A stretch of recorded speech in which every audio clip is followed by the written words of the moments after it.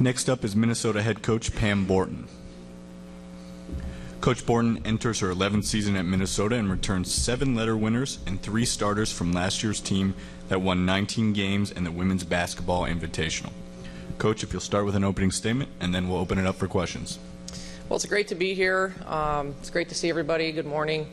Obviously, everybody's excited about the seasons. This is everybody's favorite time of the year because we get to teach and get into the gym and practice and so forth. But I really am excited about this team this year.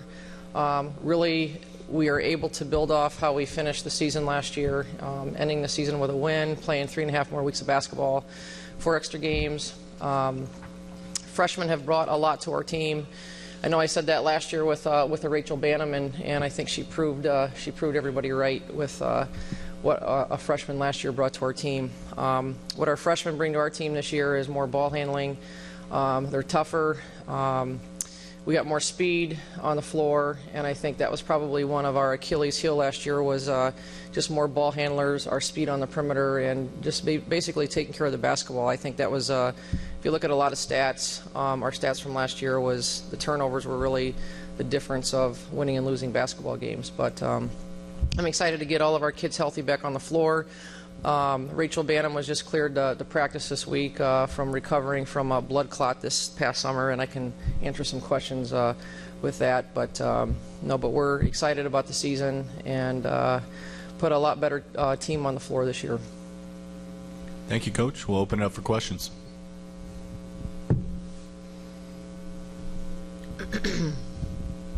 Good morning. Morning. I guess I will start with that because I wasn't aware that Rachel had any problems. But how long has she been sidelined? And I guess will she start the season?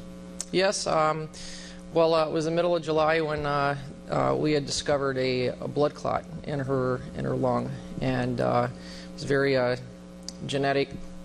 Got it from one of her parents. It was a very flukish thing that happens to people and athletes that sometimes don't make it. And we were very fortunate to have caught it in the middle of July, and she was hospitalized for a couple days and put on medication. And but she is healthy. She's been in practice ever since we started practice, just doing no contact activities, 5-on-0. She's still been able to keep most of her conditioning in practice, but she will start fully this weekend. Actually tomorrow. So no, we're excited to have her back and excited that she's healthy.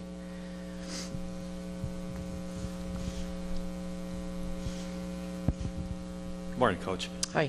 Well, you were the most successful program in the postseason last year in the Big Ten, going 4-0. There were 8 qualifiers for the postseason. What does that say about the quality of competition in this league and on a national level? I think it's a tough league. Number one, I'd like to get ourselves to the NCAA tournament. So that's definitely our goal this year, is to contend to win a Big Ten title and get ourselves to the NCAA tournament. But any time you can play some extra games in the postseason is great. But I think the Big Ten was very deep last year with a lot of talent, very talented seniors. I thought.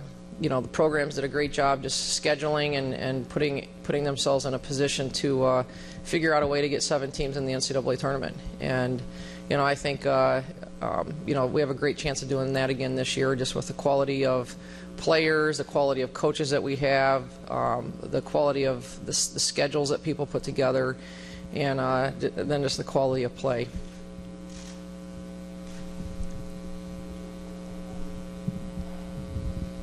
I think last year I talked to you about Rachel Bannum at this thing, but there was another kid, Kayla Hurt, who everybody told me was going to be.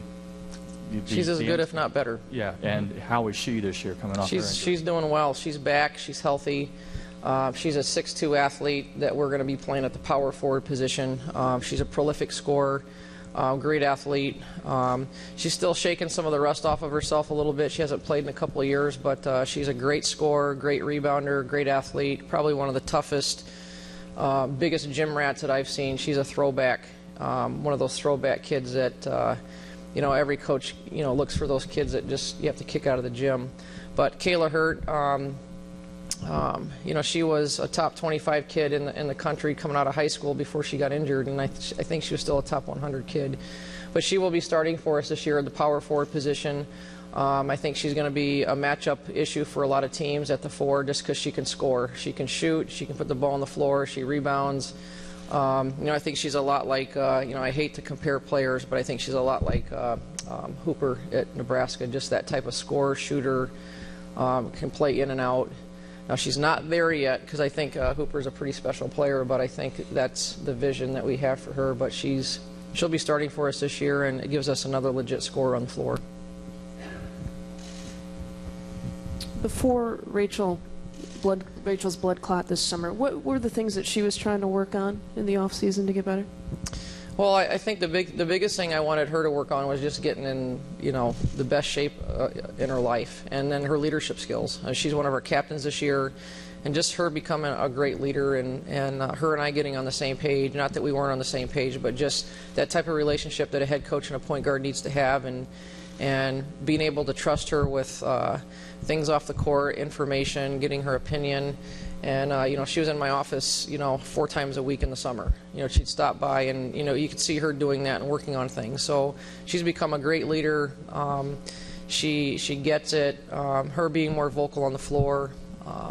But I think her leadership skills are probably the biggest thing that we both wanted her to get better at this summer.